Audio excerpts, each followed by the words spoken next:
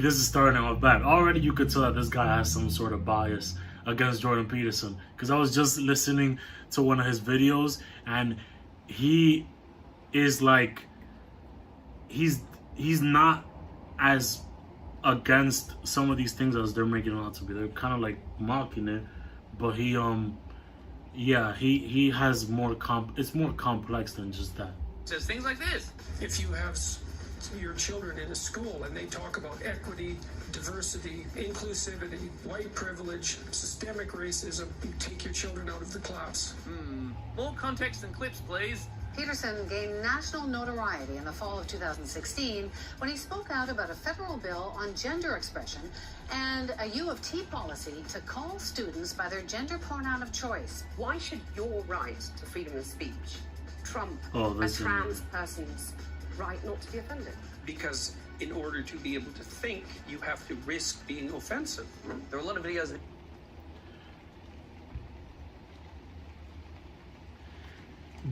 They're taking the words out of context, and it's so crazy. And this is why I had to pause, because I'm like trying to remember what he actually said, because I saw that video and he didn't say that directly after that response. He did not.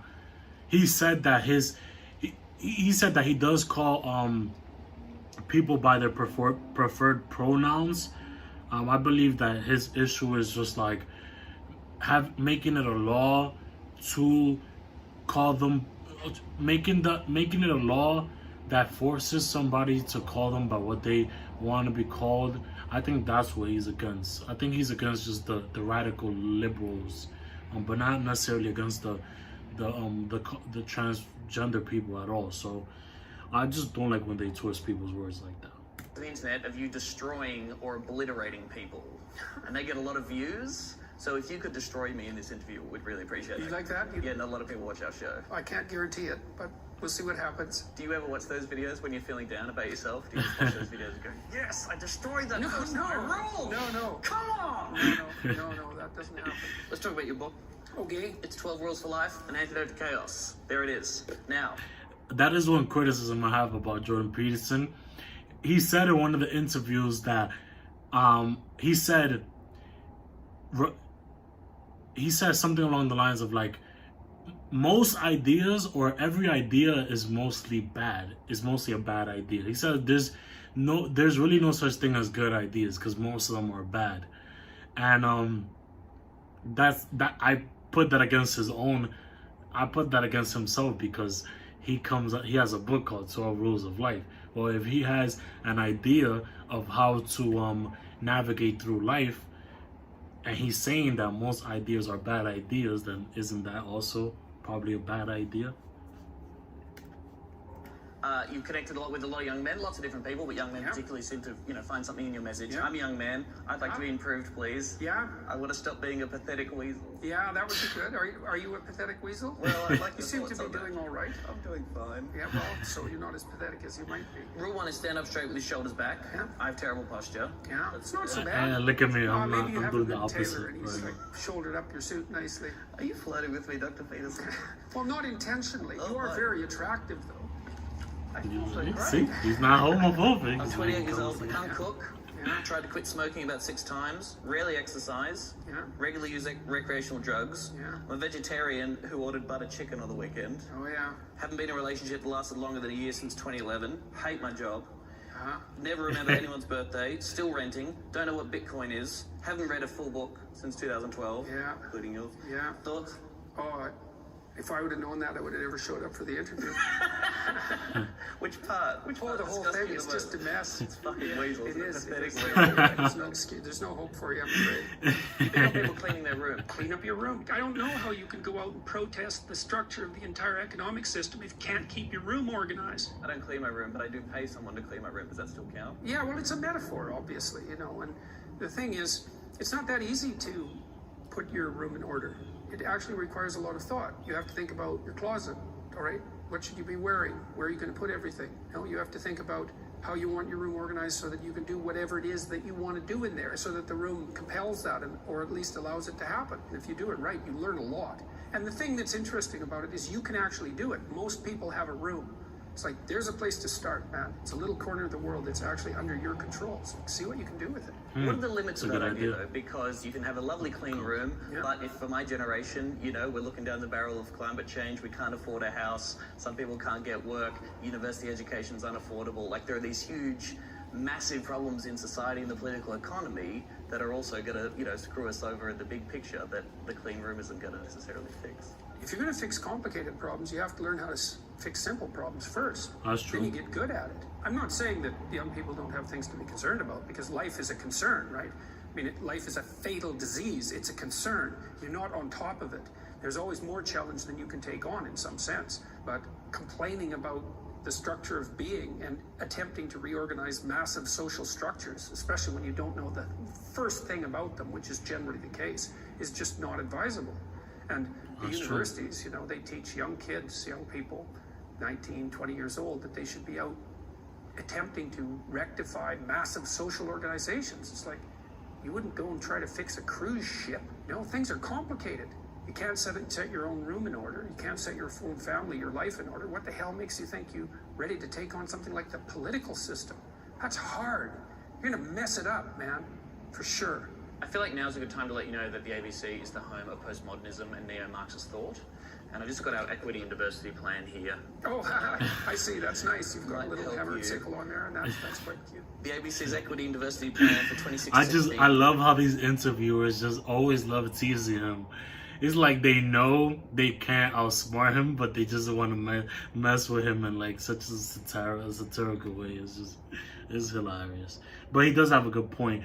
I mean, does it hurt for young people to try to change the world? No, and I think that we should try to understand it first before we try to change the world. But I don't think people are doing. I was gonna say I don't think people are doing much harm, but honestly, thinking about that, yeah, I don't know. People are fucking shit up pretty badly. To 2018 has targets of 50% women senior executives and 20% women technologists. Is that bad? Yeah. Why? Because the game of dividing human beings up by their group identity ends in disaster, no matter who plays it and no matter what the reasons are. That is true. That doesn't mean that, you know, in principle it might, perhaps, who the hell knows, I don't. And that is true, and that's why he tries to say a lot. And even to the feminists, like, he's not against women having their equal he's not against women having a shot at the same jobs that men are. And he says it a lot. And he says it a lot and emphasizes that women are just as competent as men. If not, in some cases, even more. Like, it's not about which one is smarter than the other. It's about when you start, it's about the fact that some people, when they lift up a group, like women, they at the same time try to diminish men. That's the problem. They're doing the same thing that men are doing and thinking that it's justified because it was done to them. Like, no. Like, what? I don't know the internal workings of ABC. Maybe it would be better if 20% of the women were technologists. Maybe it's a radically misogynist organization. I tend to doubt it, but perhaps it is, and perhaps that should be rectified. But these sorts of quotas, they're a terrible idea for 50 different reasons. What about looking back over history? You've written the idea that women were oppressed throughout history is an appalling theory. They haven't had a great time, though, have they? Who has had a great time in history? But men have had less of a... Really? Have they? Have they? By what standard? By what standard? Well, I'm just saying, if you're a woman... How about war? That's one thing that he really is passionate about. He's like, yo, so what? You're trying to say that men have had it easy this whole time?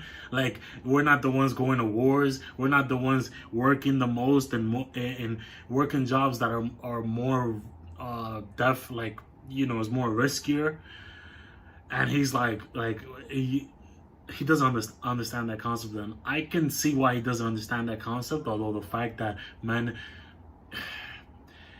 I wouldn't say all men have an advantage. White men specifically have a certain advantage due to how they've built up the system to primarily promote themselves and their own people, but not men in general.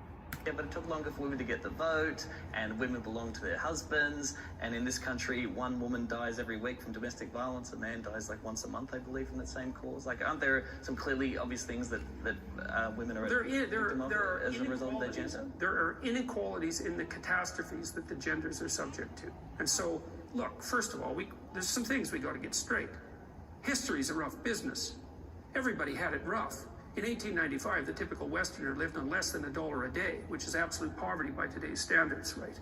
And so people were brutally poor for almost the entire course of human history. It was rough. You say, well, did men or women have it worse? It's like, well, that's a complicated question.